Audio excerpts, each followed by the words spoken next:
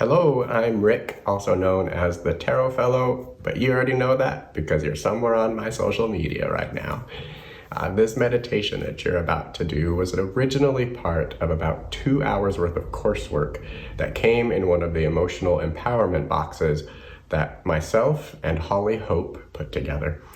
Now, the emotional empowerment boxes are kits of metaphysical and spiritual supplies, and they include coursework to help you utilize all of the items in that kit to overcome the most prevalent negative emotion in the world for that month. Now, as you do this meditation, there will be items that are mentioned that were originally part of the kit to help enhance the meditation experience. You may or may not have some of these items yourself. If you do, please feel free to use them. If not, if you have a tarot deck, I do recommend you pull out the card and sit with its energy during the meditation. And if you don't have anything at all, that's perfectly okay too. There's still something in this meditation for you. If you're interested in the emotional empowerment boxes, you can get them at thebeautyofperspective.com. And they do sell out. We pack enough for the subscribers and a few extras. And as soon as they are gone, except for the 4 original core boxes that were the first 4 releases. Those will be replenished, and so those meditations will be available only to subscribers. So get yours today at thebeautyofperspective.com, and I hope that you enjoy this meditation.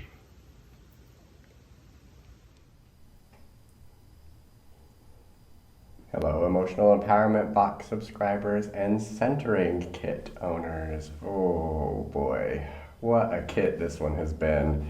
I don't think I've ever felt so off balance, so like I'm walking a tightrope, so much like I've got so much to do and just can't find this place of peace. And it's really interesting to me that after all this work and all of these kits, that there are still these surprises of energy and these challenges that come up and these like peeling away of these layers that we try to get to as we try to get to that juicy center. And we talk about shadow work, and we talk about healing, and we talk about unraveling and discovering who we truly are in ourselves, and the deeper we go, like the harder it gets, and the more tightly compounded that center is. And it reminds me a lot of Mother Earth, and the immense pressure that the center of the earth is under, and how that pushback from that center is what gives life and what sustains us and allows us to survive in this universe. And as we kind of get to that core of ourselves and we start to feel that pushback and we start to feel that expansion and all of that potential that we have to expand, it's just a really incredible feeling, although I can't say that it's the most comfortable feeling. We did kind of tie this box to the 3 centered chakras, or 4, I guess. We really kind of went from like that upper sacral, lower solar plexus area,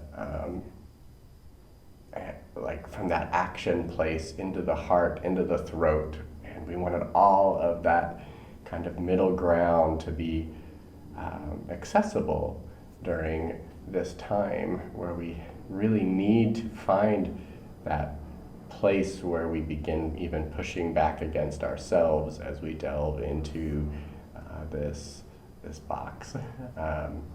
And trying to figure out which card, which lesson in tarot was the most important. There were a lot of choices, but I did choose Temperance because there is a particular gentleness and a particular balance in this story.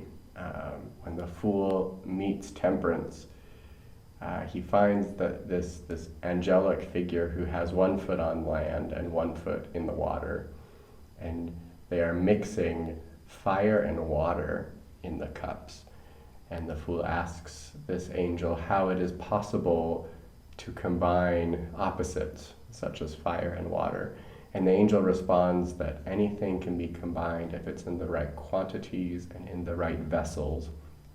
And I think about that a lot, and how our vessels, our bodies, our spirit, our souls, they're all combined in this experience.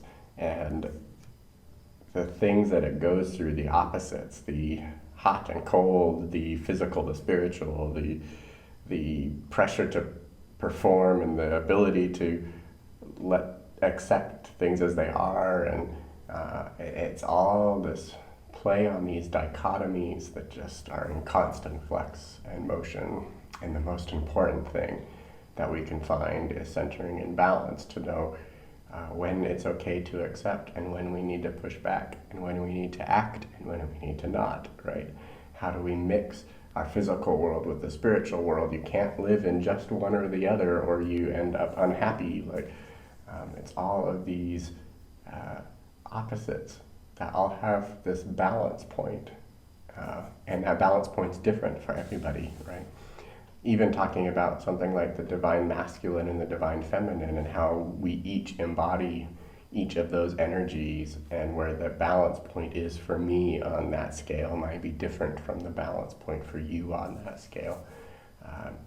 And that's true of everybody, and everybody has to go through their own unique individual experiences in order to find those balance points. And so in tonight's meditation, there's a powerful moment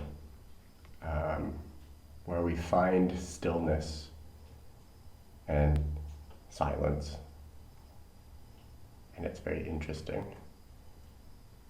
So let's get to it. I am going to go ahead and turn off the video so you don't have any further distractions.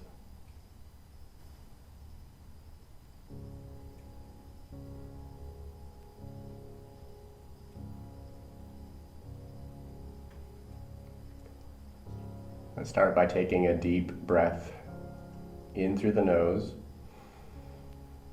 and exhale, let it go.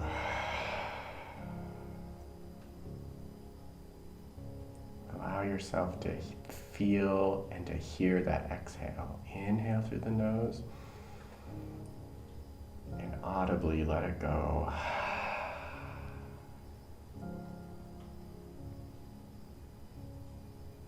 One more time, in through the nose, and exhale, let it go.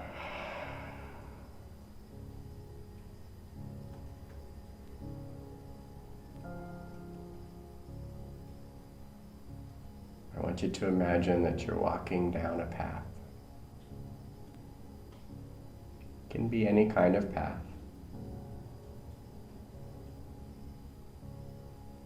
Maybe it's a sidewalk in your favorite city,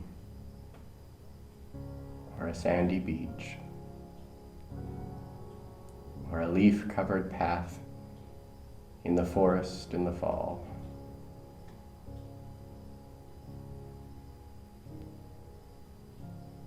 Whatever it is, I want you to feel what the path is made of under your feet, what it feels like to walk on that path. Smell the air.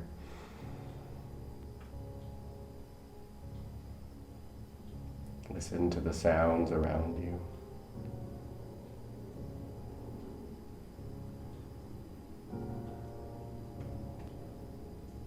This path represents your life path. So there are many twists and turns and intersections, intersecting paths that you can choose to go down at any time.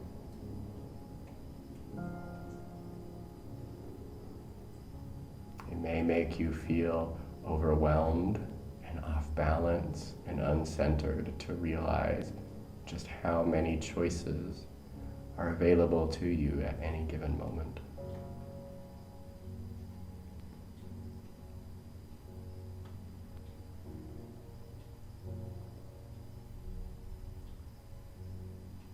this space, navigating this path that is uniquely yours, you do have many guides, many opportunities to catch glimpses of where these choices might lead you, where these paths might go. And I truly do believe that we understand and know what is at the end of each of these paths, each of these choices, each of these intersections.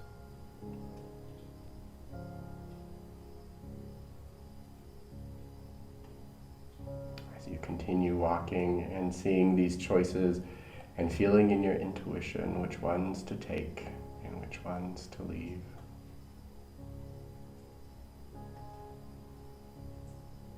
you find that your intuition has the power to guide you.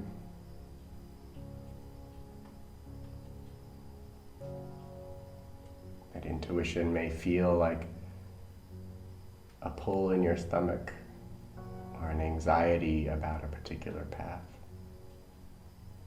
something you might want to stay away from.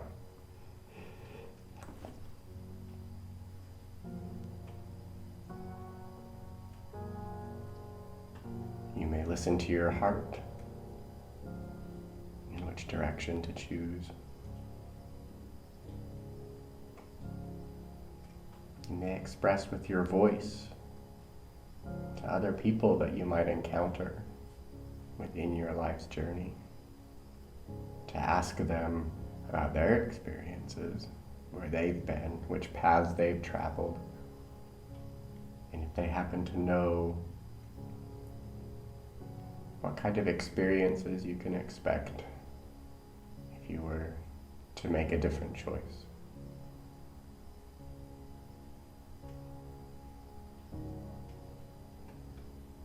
When we combine all three of these things, that intuition that arises in our stomach, filtered by our heart, and then give it voice by either asking for help or listening to somebody else's voice and experience, you can usually find a nice centered place and make decisions that aren't rash.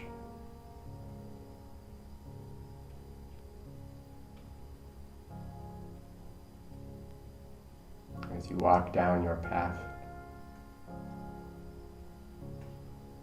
you indeed run into somebody, a helper.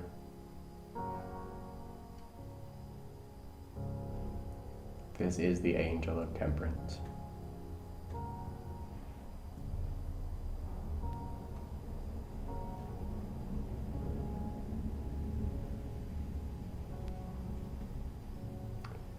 Here the angel stands at the bank of a flowing river. The river is deep and moves very quickly. And the way that the sun reflects off the water makes it look as if it's made of liquid light.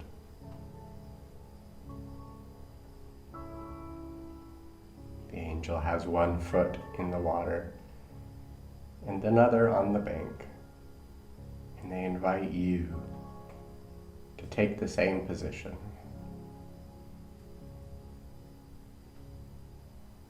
As your foot enters the water, it is warm and fluid, and you can feel that it's made up of emotions, and of protection, and of love, and of healing. With one foot connected to the land and the other connected to the water, you are part of a cycle. The water draws out negativity and heaviness from your foot and sweeps it down the river to be absorbed into the earth, where it is transformed deep, deep down into the heavy, heavy core, and is churned and digested and released again as light and softness and beautiful energy that you can feel coming up your leg that is on the earth.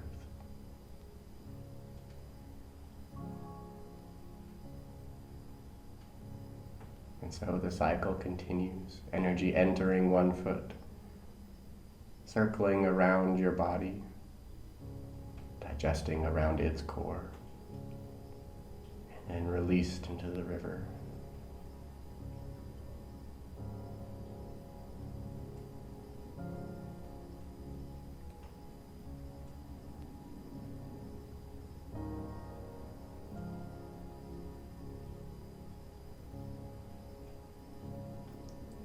The angel speaks to you and says that you may ask a question, any question that you desire.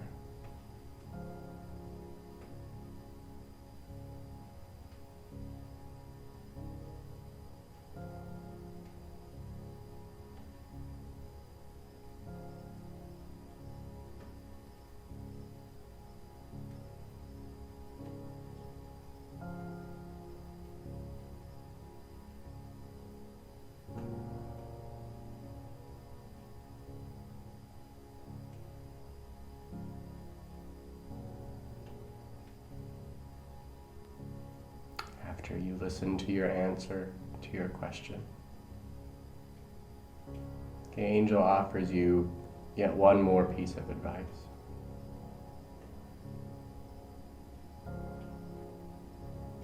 They say that one of the questions most often asked when temperance is near is how to find center, to find the stillness, to find what's important. It's all really the same question.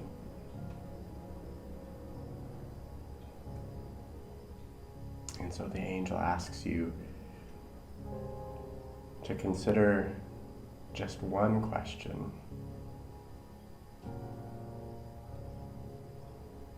And promises that this question will bring you a specific kind of stillness, a specific kind of knowing of what is important. A particular feeling, a way of being, a way to both accept and to perceive and to feel what actions you would like to take.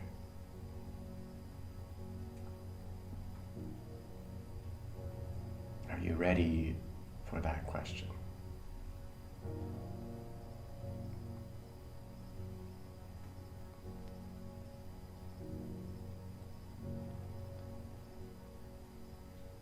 Everything around you grows quiet, as if time stands still, as if the earth slowed down, your to-do list emptied, and everything just pauses.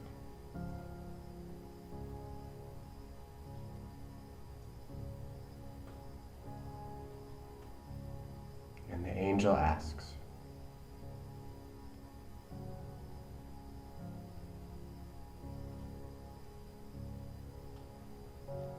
what if you knew that the next breath that you took after hearing the end of this question were your last?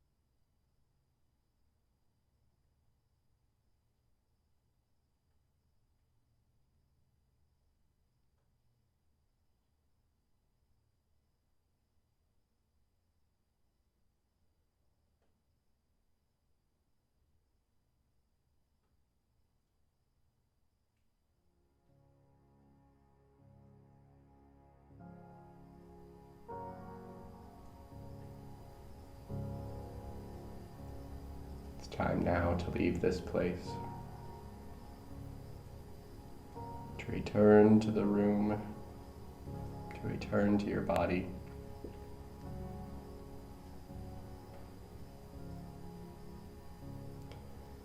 Wiggle your fingers and your toes. Roll out your ankles and your wrists. Give yourself a nice stretch if that feels good. And when you're ready, you can open your eyes.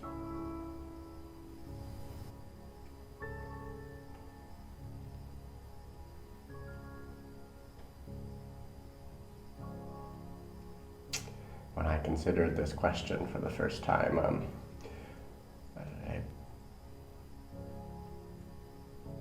there was some anticipation as I considered, what if this is really it? And I took that breath.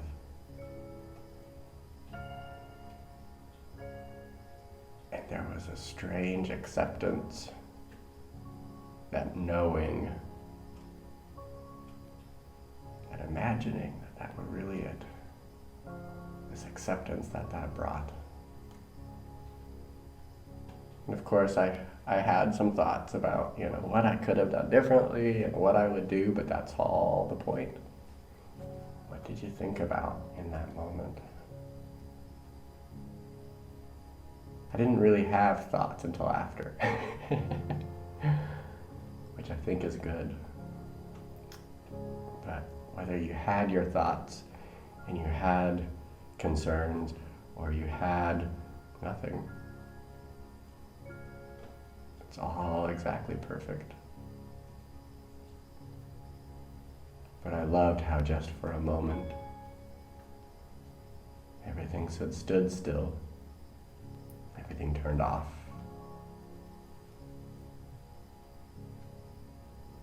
And I didn't have to think, because nothing mattered. And that allowed me to then come back on with that next breath and realize that wasn't my last breath, and move into this space of action and doing again with a little bit more clarity and a little more relaxed, because I got a little bit of a break. And I hope you did too.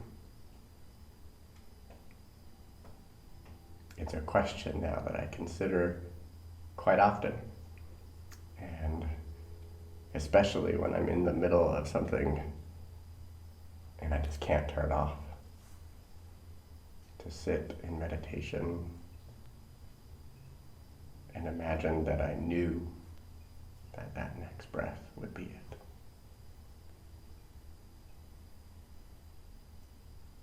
I hope it helps you find your center and reawakens those centers of action and heart and throat for you, so that you can speak your desire, so that you don't feel like you're wasting time, that you feel that you have clarity in your direction, in what you need to ask for, in how you are going to go forth and do something, and how to show up in that place authentically with your heart. Thank you for joining me.